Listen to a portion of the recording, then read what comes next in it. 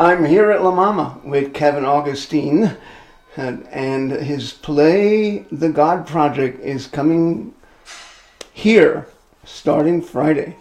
Yes. And it's basically, I'll let you tell us. It's the second incarnation. It's new production. It's the evolution of a production that had its first life in 2013 at LaMama's Club Space. And we were invited back by Mia, the artistic director, Mia Yu, and Denise Graber, the puppetry series director. They liked it enough to say, let's explore this a bit deeper. And the big upgrade was to go into the new big Ellen Stewart Theater. So first time for that. So I'm thrilled to have this chance to really flesh out the whole vision, the landscape of what it can be. Because in the club it was very tight. It was intimate.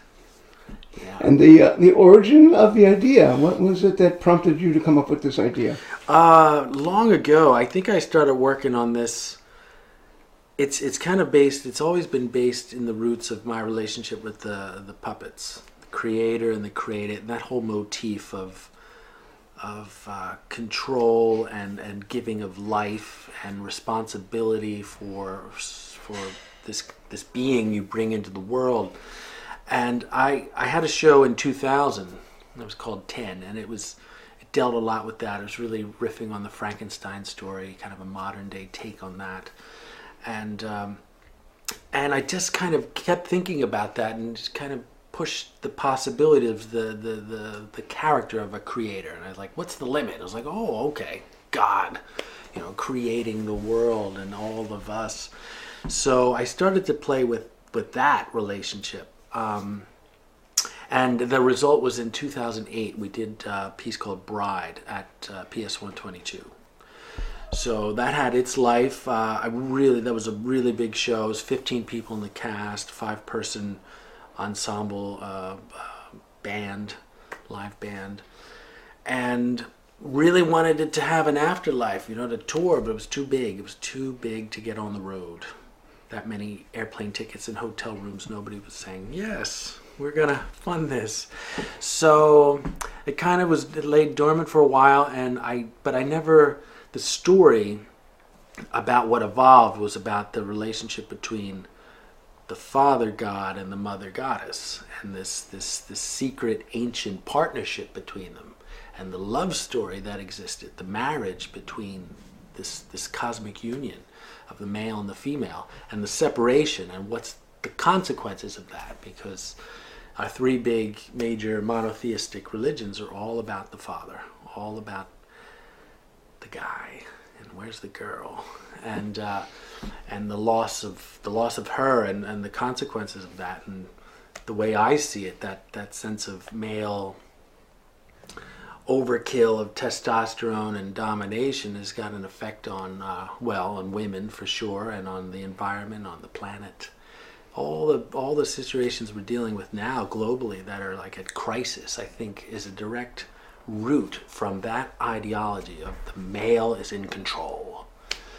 And I think that's out of balance. So that was why I wanted to explore this. I'm like, first of all, I'm like, how did that come about? Because I grew up in a religious family. And I was just curious. I'm like, well, okay, here's what I know. Here's what I've been taught. But what happened on Wednesday, the last week, before you told me this is the way it all is? So I just did a lot of research and, was so kind of dumbstruck the first time when I was revealed to me that early humans considered God the creator, not a male, but a female.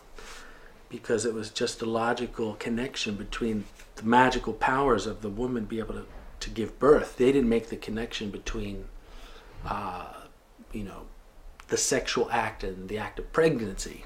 9 months later, they couldn't figure that out. So she was just magical. She was the creator. So eventually, the man understood. It's like, oh no, wait, I got a part in this, and so the powers started to shift. So the God Projekt came about by wanting to tell a more intimate version of that story. So kind of reduced it down. Now there's 4 people instead of 15.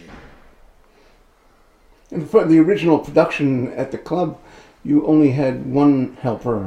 Yes, the original production was just 3 people, and it wasn't like an official puppeteering role. It was an assistant, and I was doing all the puppeteering, and was totally wiped out after the show. I was so exhausted, and the show was too long because of it.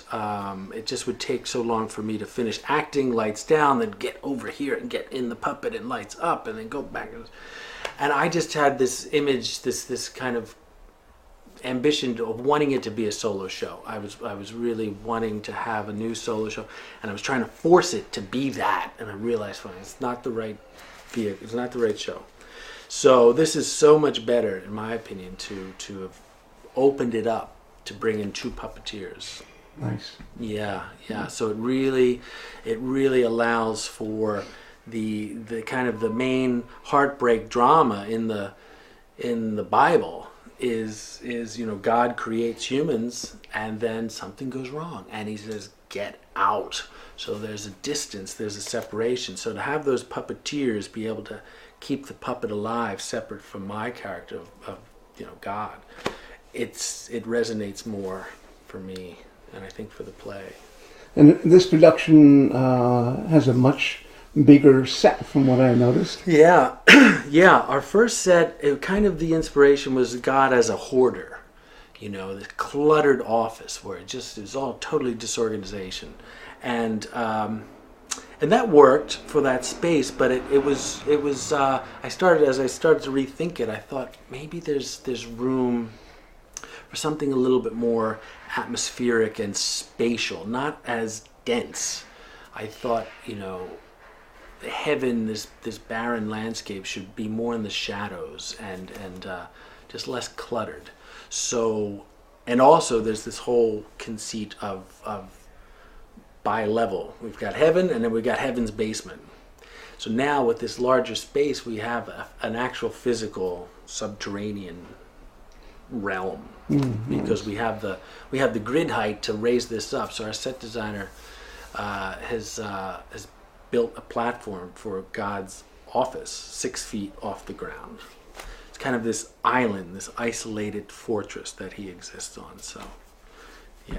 And in this production, you also have the new element of projections. Yes. The title of the play, God Projekt, has always kind of referenced the fact that he's trying to, in his spare time, God is trying to catalog all of the things that he's done and the things that he reads that says that he did. And because there's so much doubt and miscommunication, misinterpretation of I think he said this. He's like, I'm going to put it on tape. I'm going to do it all again, go chapter by chapter, start with Genesis. Let's recreate humans, and I'll show you how I did it. And I'll prove it to you. So now we've always had the camera, but we never had the technology to connect it. So now we can actually see the live feed of him talking to himself and to everybody he hopes will see this VHS tape. His technology is a little out of date, as well as his old tapes when he wants to kind of go back and reminisce. Yeah, so that's great to have that element there. And you have a co-writer on this project as well. Yeah, Edward Einhorn. Yeah. So the play, like I said, was based on the 2008 piece, and which was huge. And when I started to rethink it, I thought I'd like to have some help. I don't want to do this one all by myself. So hired Edward, and we would work on the script and explore the ideas, and then he became a character in the show as well. So there's this kind of parallel between our relationship as creators, co-creators, and him helping me with the script, as well as then his character being God's helper in the play. Nice. Yeah. Nice. So can you tell us when the show opens? This Friday? This Friday, September 30th, 7 o'clock. And runs until? Until October 16th. 16th. Thursday, Friday, Saturday, Sunday. Thursday, Friday, Saturday, Sunday. Yes.